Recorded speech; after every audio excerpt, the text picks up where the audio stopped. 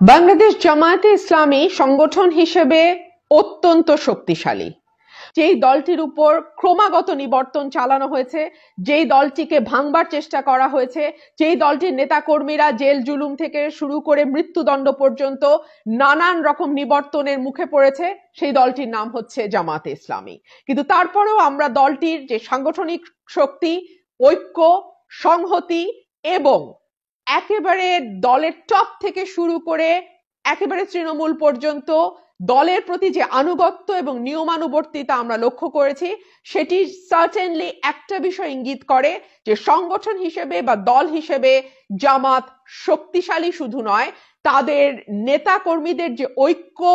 সংহতি, দৃঢ়তা এবং দলের প্রতি আনুগত্য, তাতে একটি রাজনৈতিক দল হিসেবে জামাতকে